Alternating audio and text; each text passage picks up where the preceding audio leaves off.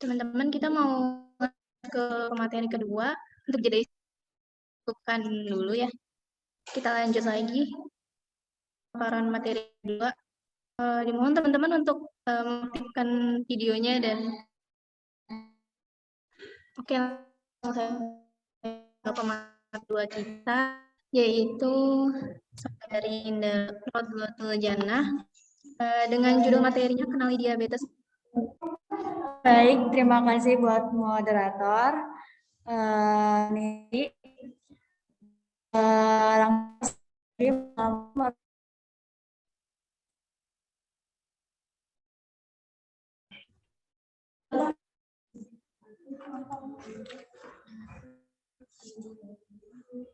ya, betul sekali. Di sini tuh bisa kalian lihat pengertian diabetes mellitus penyakit kelainan metabolisme yang ditandai dengan hiperglikemia. Hiperglikemia itu kadar glukosa yang tinggi dalam. Nah, jadi itu sebenarnya kelompok kronik yang ditandai dengan adanya hiperglikemia atau peningkatan kadar gula dalam darah. Nah, jadi gangguan metabolik kronik itu apa gitu ya? Jadi gangguan metabolik kronik itu gangguan metabolisme dari protein, karbohidrat, serta lemak. Jadi diingetin ya, kalau misalkan gangguan metabolik kronik itu gangguan metabolisme dari protein, karbohidrat,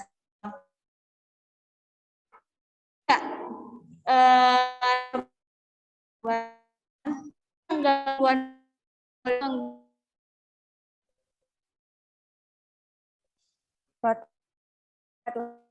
nah, terus jadi ini kita seseorang mengalami itu merupakan pengertian dari diabetes mellitus.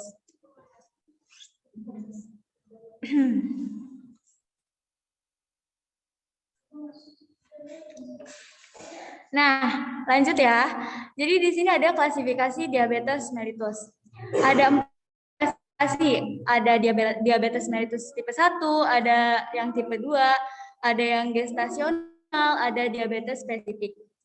Nah, kita kan biasanya dengarnya diabetes mellitus tipe 1 sama tipe 2 yang biasa kita dengar ya, yang biasa saya dengar juga teman-teman.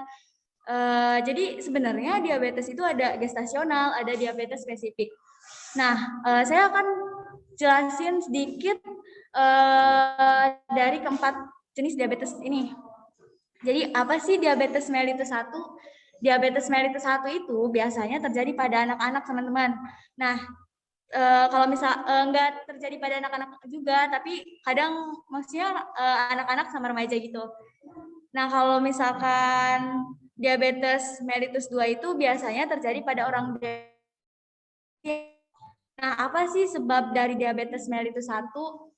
Kalau misalkan sebab dari diabetes mellitus 1 itu karena destruksi sel beta pankreas. Nah, jadi insulin biasanya kan dihasilkan oleh sel beta yang ada pada pankreas. Nah, kalau misalkan diabetes mellitus 1 ini, sel betanya rusak teman-teman, jadi insulinnya tidak ada. Nah, kenapa sih kok bisa sel betanya rusak? Ada beberapa penyebab sel betanya rusak. Yang pertama bisa dikarenakan genetik, dan yang kedua bisa karena ada penyakit yang dia itu menyerang si pankreas. Jadi sel betanya rusak gitu. Nah, untuk diabetes mellitus 2 ini terjadi pada orang dewasa ya. Biasanya sebabnya tuh karena apa gitu ya. Jadi sebab dari diabetes mellitus 2 itu karena resistensi insulin atau pengurangan sekresi dari insulin. Nah, penyebabnya itu karena family history atau keturunan, obesitas, hipertensi, dan res atau ras. Jadi kalau misalkan family history itu kayak keturunan, misal kayak kita punya keluarga nih, keluarga kita ada yang terkena diabetes mellitus. Kira-kira ada nggak kalian punya misalkan ada keluarga yang ibu bapaknya tuh tadinya diabetes mellitus, terus dia tuh bisa nurun ke anaknya gitu, ada nggak? Ada. Nah iya, jadi biasanya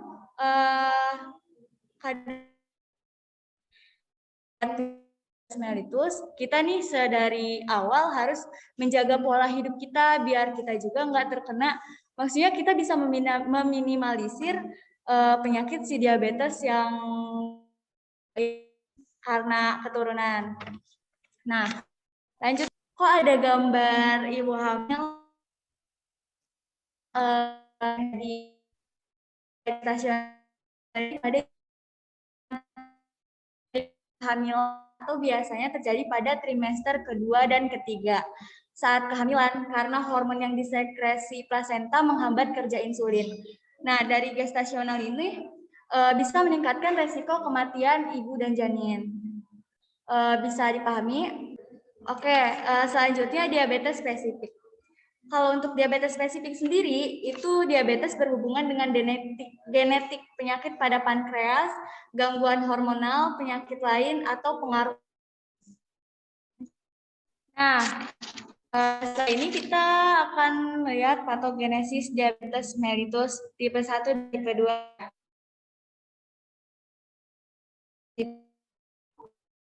Yang rusak pankreas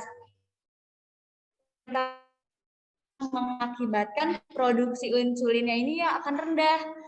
Nah, jika produksi insulinnya rendah,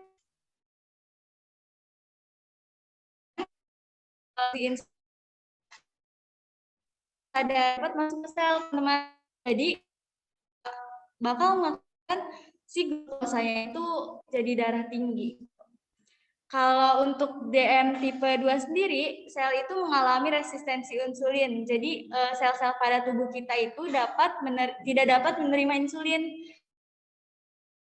Diagnosis diabetes mellitus. Kita kan nggak bisa tahu ya kalau misalkan kita ini bakal punya penyakit diabetes mellitus. Jadi ada yang namanya diagnosis diabetes mellitus.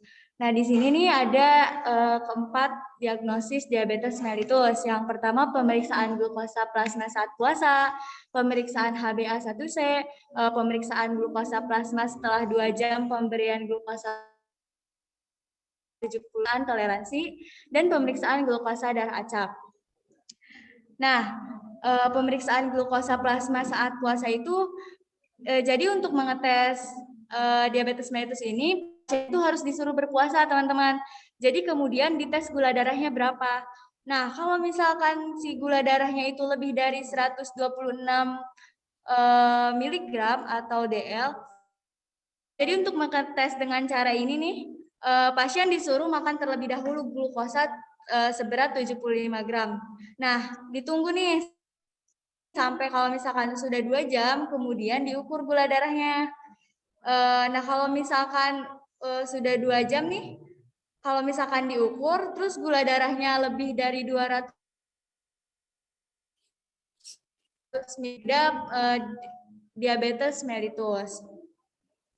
Nah, setelah itu ada pemeriksaan glukosa darah acak. Nah, untuk pemeriksaan gula darah acak ini, jadi apabila gula darah acaknya itu lebih dari 200 mg per DL, dia itu sudah termasuk diabetes mellitus, teman-teman. Nah, satu lagi untuk pemeriksaan HbA1c. Apabila kadar HbA1c-nya lebih dari 6,5%, maka seseorang itu dikatakan diabetes mellitus. Nah, jadi kalau misalkan kita nih mau memeriksa kalau misalkan kita ini diabetes mellitus atau enggak gitu ya. Nah, memenuhi satu kriteria, misalnya apa namanya, ada ciri-ciri dari keempat ini, berarti kita diabetes mellitus. Adalah diabetes mellitus. Yang pertama ada meningkatnya rasa haus karena air dan elektrolit, polidipsi ya. Jadi sebelum saya menjelaskan polidipsi, saya akan menjelaskan poliuria. Nah, kenapa sih pasien diabetes mellitus itu bisa poliuria? Nah, darah pada pasien DM itu sangat tinggi. Terus sementara ginjal hanya bisa menyaring gula darah dalam jumlah tertentu saja. Jadi apabila gula yang ada di dalam darah terlalu banyak, maka ginjal tidak dapat menyaring gula itu semua. Kalau misalkan kan tidak ada di dalam urin. Nah, kalau misalkan ginjal tidak dapat menyaring gula itu, maka gula itu ada di urin gitu, teman-teman. Jadi pada penderita DM itu urinnya ada kandungan gulanya gitu. Ada itu air keluar lebih banyak dan sehingga menyebabkan poliuria. Nah, di sini ada polidipsia. Nah, kalau misalkan apabila DM ini mengalami poliuria yang banyak dikeluarkan nih, maka respon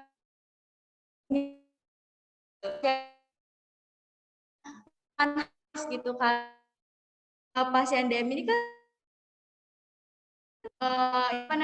sering pipis gitu ya. Nah, maka kita kan kalau misalkan sering pipis haus juga kan gitu. Jadi kalau misalkan yang poliuria pasti bakalan polidipsia. Nah, di sini ada polifagia, meningkatkan rasa lapar karena kadar glukosa dalam jaringan berkurang. Nah, polifagia ini gangguan metabolisme dari karbohidrat, lipid, dan protein sehingga menyebabkan seseorang itu banyak makan, teman-teman. Jadi yang biasanya yang diabetes mellitus itu banyak makannya. Seperti itu. Nah, di sini kondisi urin yang mengandung glukosa biasanya terjadi ketika kadar glukosa darah 180 mg atau glikosuria yang tadi saya jelaskan, yang harusnya di urin itu nggak ada kadar glukosanya, mengandung glukosanya, tapi kalau misalkan untuk diabetes mellitus ini dia ada glukosanya karena ginjalnya nggak bisa menyaring gula.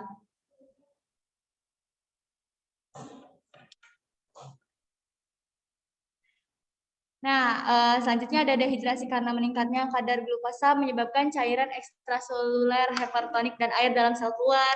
Lalu yang diabetes itu bakal merasakan kelelahan karena gangguan pemanfaatan CHO mengakibatkan kelelahan dan hilangnya jaringan tubuh, walaupun asupan makanan normal atau meningkat. Nah, yang diabetes bakal kehilangan berat badan juga, teman-teman, disebabkan karena kehilangan cairan tubuh dan penggunaan jaringan otot dan lemak akan diubah menjadi energi. Nah, dan gejala lain berupa daya penglihatan berkurang. Nah, biasanya yang diabetes mellitus itu penglihatannya kayak rabun gitu, teman-teman. Terus kram, konstipasi. Nah, di sini ada cara pengobatannya. Kalau misalkan suatu penyakit, pasti ada cara. Jadi di sini ada pengobatan diabetes mellitus non obat dengan cara perubahan gaya hidup dan pengobatan diabetes mellitus dengan menggunakan obat. Nah, di sini banyak nih, ada 9 yang saya ketahui ya. Jadi saya akan menjelaskan tentang perubahan pengobatan diabetes mellitus dengan non obat, perubahan gaya hidup. Kalau misalkan diabetes mellitus ini kita melakukan perubahan gaya hidup yang biasanya jarang olahraga menjadi sering olahraga, nggak sehat jadi sehat gitu. Ya walaupun emang dengan pengobatan diabetes mellitus non obat itu minim gitu ya buat sembuh gitu. Tapi seenggaknya kita tidak memperparah gitu, teman-teman. Nah, di sini ada pengobatan diabetes mellitus dengan menggunakan obat. Ada obat metformin, insulin, sulfonylurea, dan yang lainnya bisa dibaca.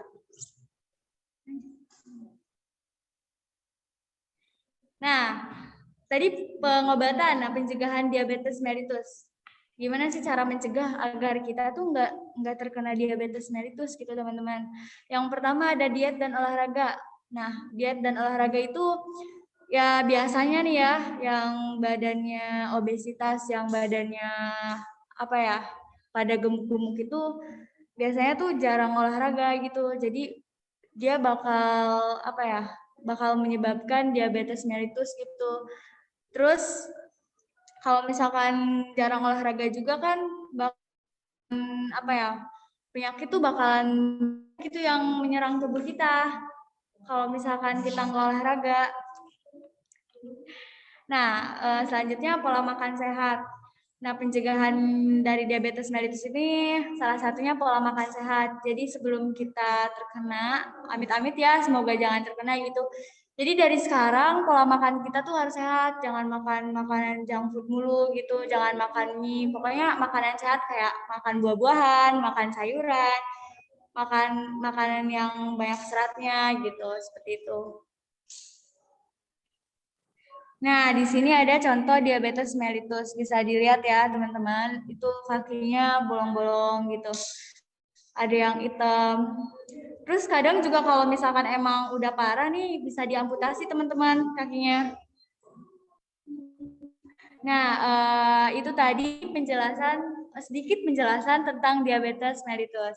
Baik yang mau bertanya. Baik, terima kasih pemaparan materinya untuk Saudari Ninda tentang diabetes mellitus. Teman-teman langsung aja, apa ada yang mau bertanya? Boleh di kolom chat ya, ditulis. Jangan lupa nama dan asal kelompok. Sudah ada satu penanya. Ada yang mau bertanya lagi, bisa di chat di kolom komentar ya. Oke, pertanyaan pertama ada yang bertanya dari Reskita Sari dari kelompok 3. Boleh dinyalakan video dan audionya. Ya, baik. Saya ingin bertanya, apakah ada faktor resiko atau faktor pemicu yang dapat menyebabkan ibu hamil terkena penyakit diabetes gestasional? Ya, apa ya? Terus, apakah ada cara pengobatan dari penyakit diabetes tersebut?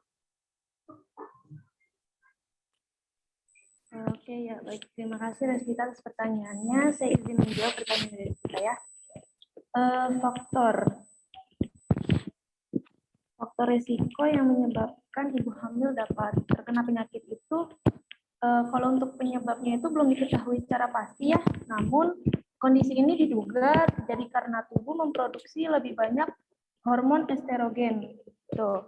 Terus selain itu juga ada kortisol, terus ada growth hormone, jadi selama kehamilan gitu. Dan peningkatan jumlah hormon tersebut membuat tubuh jadi lebih sulit memproses gula. Jadi akibatnya kadar gula darahnya itu meningkat dan menimbulkan keluhan diabetes gestasional. Selain itu juga ada faktor risiko yang lainnya yang memiliki berat badan yang berlebih atau obesitas. Terus juga dari keluarga juga ada yang penderita penyakit diabetes gitu. Juga memiliki riwayat tekanan darah tinggi atau hipertensi. Lalu kalau untuk pengobatan diabetes ini sendiri beberapa cara. Kalau untuk yang memiliki obesitas itu bisa ya, dokter itu menyarankan perubahan pola makan untuk mengatur kadar darah itu. Dan pasien juga dianjurkan banyak mengonsumsi buah, sayuran, kacang-kacangan, bijian. Selain itu juga berolahraga, rutin berolahraga selama hamil itu dapat membantu menurunkan kadar gula darah. Itu disarankan untuk berkonsultasi dengan dokter terkait jenis olahraga yang sesuai dengan kondisi kesehatan. Selain untuk menurunkan gula darah, rutin berolahraga juga dapat meringankan berbagai keluhan terkait seperti sakit punggung, kram, kaki bengkak, sembelit, dan susah tidur. Nah, jika diet dan olahraganya itu efektif untuk menangani diabetes tersebut, dokter meresepkan untuk menurunkan kadar metformin bila diperlukan. Dokter memberikan. Terima kasih. Bisa Berarti penyakit yang tipe itu bisa sembuh sempurna kayak di saat kehamilan doang penyakitnya, atau nanti lanjut ke kayak sudah melahirkan ada Oke. Kalau untuk dia melahirkan bisa terkena penyakit itu lagi, itu tergantung dari dirinya sendiri. Misalnya dia itu selama kehamilan rajin berolahraga, rajin makan makanan yang berserat gitu, seperti buah-buahan, sayuran dan lain-lain. Namun kalau setelah dia melahirkan tapi pola hidupnya dia berubah seperti dulu lagi, misal yang makan berlebih atau sebagainya, ya untuk diabetes mellitusnya itu sendiri bisa jadi kambuh lagi lah gitu, gula darahnya bisa tinggi lagi. Bagaimana jawabannya? Apa sudah puas, Revita? Sudah, terima kasih. Ya, baik. Kita lanjut ke pertanyaan berikut. Ada Mutiara Ayu Maftuha dari kelompok 1. Boleh dinyalakan. Sebelumnya, perkenalkan nama saya Mutiara Ayu Maftuha dari kelompok 1. Izin bertanya. Kedua, mengapa penyakit diabetes dapat menyebabkan... Izin menjawab pertanyaan dari Mutiara. Mengapa diabetes bisa menyebabkan komplikasi ya? Karena mungkin diabetes itu kan tekanan darahnya tinggi ya, jadi bakal mempengaruhi organ-organ yang lain gitu. Misalnya kayak biasa kayak ada penyakit diabetes bisa nyambung gitu jadi penyakit ginjal karena pembuluh darah. Jadi ginjal itu memiliki jutaan kelompok pembuluh darah kecil yang menyaring kotoran dalam darah. Seperti itu. Jadi masih banyak sih yang lain penyakit. Nih, biasanya kalau misalkan orang-orang yang kena penyakit diabetes bisa jadi jantung, terus bisa jadi penyakit kulit atau penyakit ginjal yang lainnya gitu. Jadi selain itu juga sebenarnya penyakit diabetes juga bisa mencegah biar nggak komplikasi gitu. Kita bisa mencegah kalau misalkan kita udah terkena penyakit diabetes, kita bisa mencegah biar nggak komplikasi, kayak misalkan kontrol kadar gula darah sampai berada pada level yang baik, terus kurangi berat badan. Kalau misalkan terlalu gemuk ya atau obesitas, terus selalu mengkonsumsi makanan yang sehat dan seimbang, terus beraktivitas fisik secara rutin. Terima kasih. Ya, baik. Bagaimana Mutiara? Apa sudah bisa diterima jawabannya? Iya, sudah. Terima kasih. Oke, kita lanjut ke pertanyaan berikutnya dari Erika Widyastuti dari kelompok 3. Silakan dibuka kameranya dan audionya. Hani. Saya Erika Widyastuti dari kelompok 3, izin bertanya. Tadi kan gejala diabetes mellitus itu kan salah satunya katanya sering kehausan gitu ya. Terus cara kita ngebedain kan banyak orang yang suka minum banyak gitu gimana? Terima kasih. Iya, baik. Pertanyaannya Erika, saya yang jawab ya. Apakah orang yang sering minum banyak bisa dikatakan orang tersebut masuk dalam gejala diabetes mellitus? Jawabannya iya. Sering minum adalah karena penderita diabetes sering buang air kecil, sering lapar atau polipagia, dan makanan yang sulit dikonsumsi sulit sekali diubah menjadi energi karena kurangnya hormon insulin yang diproduksi tubuh. Oleh sebab itu, tubuh mudah lapar walaupun sudah makan makanan yang teratur. Apa bisa diterima jawabannya? Berarti kalau misalkan orang-orang suka minum banyak gitu, itu udah fix kalau dia tuh tanda-tanda diabetes mellitus gitu. Soalnya kan ada tuh orang yang minumnya banyak karena emang dia minumnya banyak kan gitu. Ya, karena dehidrasi juga ya, butuh menjaga keseimbangan elektrolit di dalam tubuhnya. Mungkin seperti itu, Kak. Gimana? Oke, makasih ya. Cek Erika pertanyaannya. Oke, pertanyaan Erika sudah dijawab. Sudah bisa diterima ya jawabannya? Sudah nih, terima kasih. Pertanyaan selanjutnya ada dari Fitra Tunisa dari kelompok 3. Boleh dinyalakan kamera.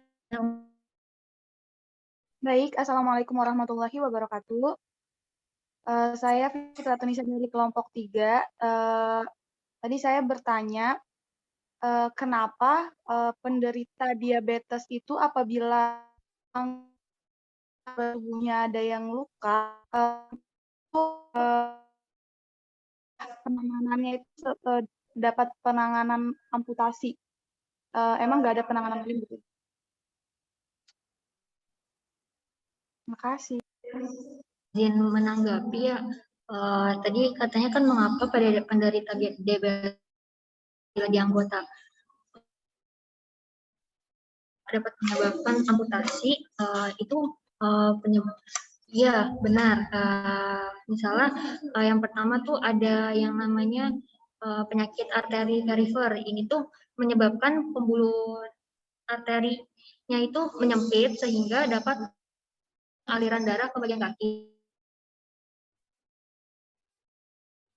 Memberi nutrisi pada jaringan misalnya kaki yang luka nih, maka luka yang muncul itu menjadi sulit, jadi lama gitu istilahnya lah ya. Terus misalnya ada lagi kondisi di mana ya diabetes dapat menyebabkan kerusakan dikenal sebagai neuropati perifer. Kondisi ini mencegah untuk merasakan sensasi rasa sakit gitu. Makanya untuk menghentikan luka agar menyebar, jalan satu-satunya yaitu dengan amputasi. Ban dari saya gitu. Gitu Mbak. Mau nanya dulu sebentar. Tetangga saya kan ada yang kena diabetes dan kakinya itu ada luka gitu. Terus cara apa sih membersihkan lukanya dengan cairan apa ya, infus atau apa, itu kayak gimana? Assalamualaikum. Saya izin menambahkan dari Fitratun, gimana DM-nya yang pada di kaki ya, yang pada lukanya itu dibersihinnya sebenarnya pakai cairan infus, cairan NaCl. Itu caranya diguyur, kok bahasanya diguyur ya, disiram di bagian luka itu. Nah, di situ kalau misalnya di luka itu ada nanahnya atau ada, ya pokoknya ada nanahnya, ada kotorannya, itu harus dikeluarin. Nah, darahnya juga harus dikeluarin, soalnya kan itu darah yang mengendap sudah lama kan, jadi itu harus dikeluarin gitu. Terus disiram pakai NaCl. Kenapa pakai NaCl? Biar biar dia tidak, nanahnya itu tidak keluar terus gitu loh, darahnya tidak keluar terus gitu. Jadi dia bakalan kayak mengendap gitu, tapi nggak bakal mengendap. Jadi itu harus rutin juga dibersihinnya, takutnya dia akan keluar terus nanahnya gitu. Dan harus dibalut lukanya kalau udah selesai disiram.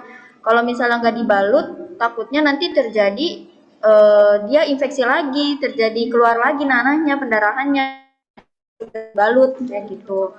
Dan itu harus rutin juga ya, tiap hari dibersihin gitu, biar tidak menyebar ke bagian, misalnya kan dia ada di kaki itu ya, takutnya kalau misalnya tidak rajin dibersihin, dia bisa menyebar ke atas, bisa ke betis, bisa ke paha, karena kan itu kan ada bakterinya. Bisa kalau misalnya nggak segera dibersihin, nanti dia bakal merembet gitu loh.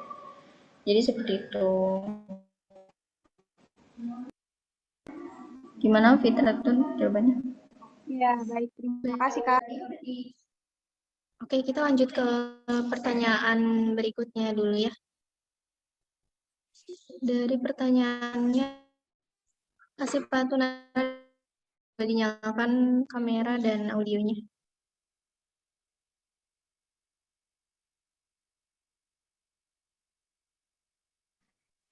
Iya, saya izin bertanya. Kenapa penderita diabetes mellitus itu sering merasa lapar terus? Padahal kan dia nggak boleh terlalu banyak makan dengan porsi lebih kan, dikarenakan nanti gula darahnya akan meningkat terus menyebabkan lemas pada penderita itu. Terima kasih. akan menjawab pertanyaan. Jadi yang tadi saya jelaskan, polifagia itu terjadi karena berkurangnya kemampuan insulin. Karena mengolah kadar gula dalam darah sehingga penderita merasakan lapar yang berlebihan.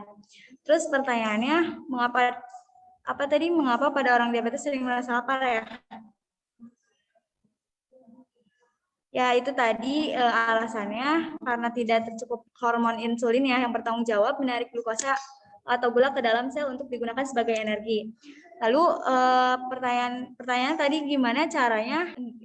Kan yang punya penyakit diabetes kan nggak boleh makan banyak ya. Tapi sedangkan yang penderita diabetes ini merasakan lapar. Nah itu cara mengatasinya salah satunya kayak mengkonsumsi makanan yang sangat beraroma kuat. Soalnya kalau misalkan mengkonsumsi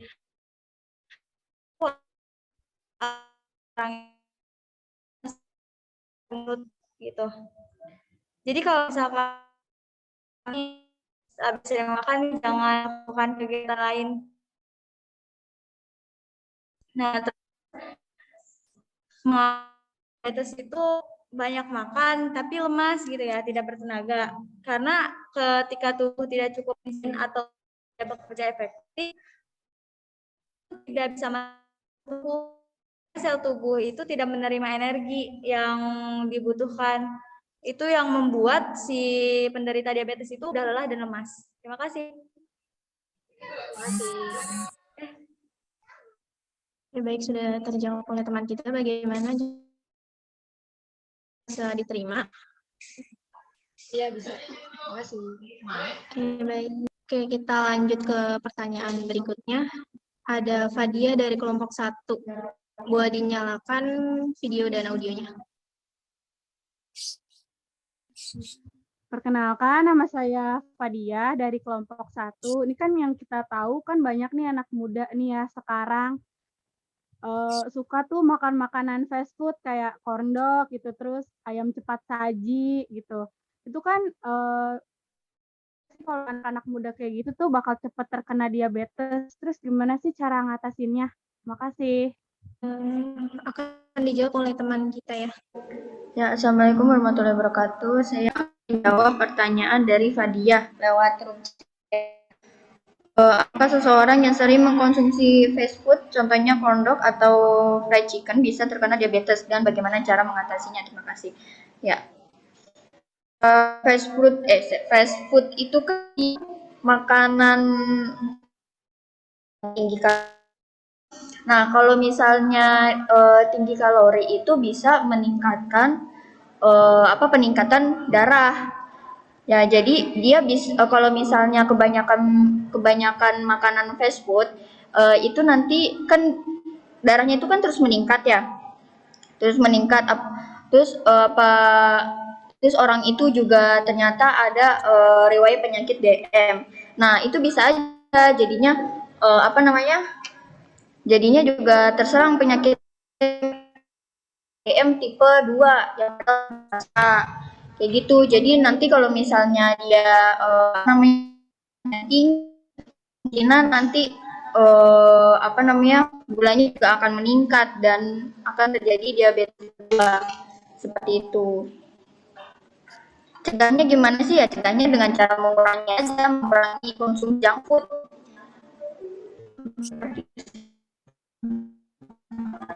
Ya, sudah terjawab. Ya, pertanyaan selanjutnya ada 1, boleh dinyalain video dan audio. Ya, Assalamualaikum warahmatullahi wabarakatuh. Saya Siti Aisyah dari kelompok 1 ingin bertanya, mengapa pada penderita diabetes mellitus gula darahnya itu sering tinggi pada pagi hari dan setelah berolahraga? Terima kasih. Oke, baik. Saya akan menjawab pertanyaan dari Aisyah. Jadi biasanya kenaikan kadar gula darah yang di pagi hari bisa kita definisikan sebagai fenomena fajar. Jadi gula darahnya itu bakal naik biasanya terjadi dari jam 4 pagi sampai jam 8 pagi. Itu untuk semua orang ya. Tapi buat penderita diabetes, dia kan nggak memiliki cukup insulin untuk bereaksi dengan baik. terhadap kondisi ini menyebabkan yang penderita diabetes karena dia tidak mempunyai cukup insulin, maka si kadar gulanya itu terlalu tinggi. Diabetes akan mengalami lagi ada fenomena fajar gini. Biasanya seperti mual, terus penglihatan kabur, haus, dan kelelahan. Terus ada tips buat untuk mengontrol efek fenomena fajar penderita diabetes ya. Bisa konsumsi makanan ringan dan sehat, terus olahraga di malam hari, terus jalan-jalan setelah makan malam seperti itu. Jangan melewatkan sarapan. Terima kasih. Tapi kan katanya kan olahraga malam hari. Terus kan kenapa gula darah pas lagi habis olahraga tuh dia tinggi juga? Berarti kalau itu malam harinya juga dia tinggi dong habis olahraga. Jadi berolahraga untuk penyakit diabetes itu boleh. Apalagi berolahraga di malam hari ini bisa meningkatkan metabolisme dan membuat kita lebih mudah untuk mengontrol kadar glukosa darah dalam semalam. Olahraga yang bisa dilakukan oleh penderita diabetes ini salah satunya seperti jalan santai, yoga. Jadi untuk olahraganya mungkin bukan olahraga yang berat, kayak berenang gitu. Oke, baik. Sudah terjawab pertanyaannya Aisyah ya. Sudah puas dengan jawabannya? Iya, terima kasih. Di kolom chat ini ada Priyadi. Apakah yang mau bertanya? Assalamualaikum. Dari kelompok 3 ingin bertanya.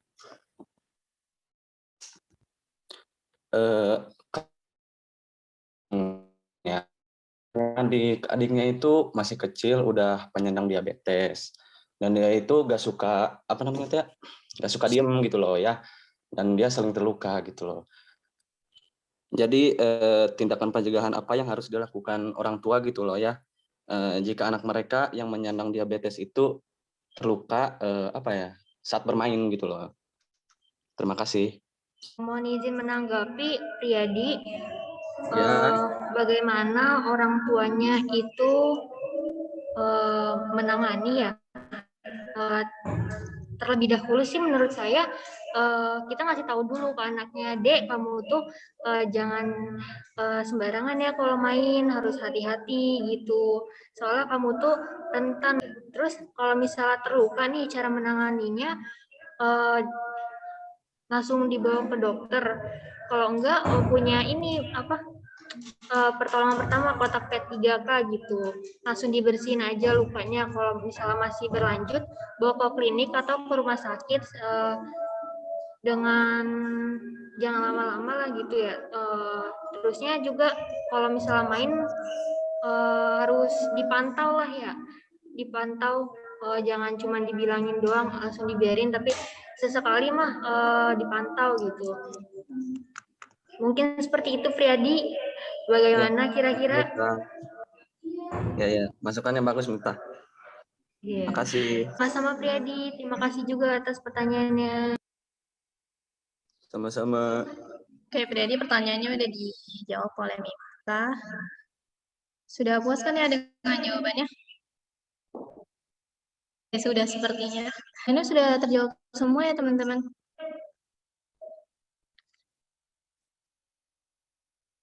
Oke, kalau gitu kita tutup sesi tanya jawabnya dari pemateri Ninda Rozatul Jannah. Sebelumnya terima kasih banyak Ninda atas pemaparan materi yang diberikan tentang kenali diabetes mellitus dan tanda komplikasinya. Oke, jadi pengertian diabetes ini juga disebut dengan kencing manis ya teman-teman ya. Jadi teman-teman harus tahu nih tanda dan gejalanya kayak apa, kayak itu. Jadi misalnya teman-teman misalnya ngerasa air kecil atau rasa haus yang berlebihan, rasa lapar yang berlebihan, terus misalnya pandangannya kabur gitu, atau mudah lelah, terus cek kadar gula darahnya tinggi atau enggak, teman-teman harus dicek gitu. Terus misalnya ada luka sembuh, teman juga harus khawatir di situ. Terus berat badan yang turun drastis. Oke, sudah pada jelas kan ya materi kedua kita nih? Oke, jadi gimana nih teman-teman? Dari pemaparan dua materi ini, kira-kira udah ada yang masuk belum nih gitu? Kira-kira udah, jadi kita udah tahu nih kalau misalnya anak yang apa tuh namanya yang kurus itu berarti belum tentu dia tuh kena penyakit kwashiorkor gitu. Bukan, kalau yang kurus itu dia marasmus, kalau yang kwashiorkor itu dia yang kelihatannya gemuk gitu kan. Lucu nih anak gemuk gitu. Soalnya ternyata dia penyakit kwashiorkor gitu. Jadi cara membedakan anak yang gemuk sehat sama yang gemuk penyakit kwashiorkor itu teman-teman udah tahu dong ya gitu. Tadi yang pertama tuh kalau misalnya ini punggung tangannya gitu kan dia gendut gitu kan ya. Kalau dipencet itu dia untuk kembali lagi tuh membutuhkan waktu yang agak lama gitu. Cuman kalau yang gemuk kan yang gemuk-gemuk sehat itu kan ya biasalah. Gitu. Dan kalau untuk yang diabetes itu yang tadi udah dijelaskan sama si siapa? Ninda, itu yang dia kayak mudah lelah, terus juga mudah haus, juga mudah lapar gitu kan. Nah, terus kalau itu coba deh gitu kalau misalnya nih dari kalian kayak ternyata itu ada nih gitu kan. Gampang banget aus, kalau jalan dikit capek gitu kan. Boleh deh coba cek gula darahnya gitu. Benar banget nih Del. Jadi kayaknya kalau kwashiorkor itu kita ngelihatnya tuh anak kayaknya gemuk gitu ya. Terus sehat gitu, padahal dia gemuk karena ada penumpukan cairan tubuh dan dia kekurangan protein.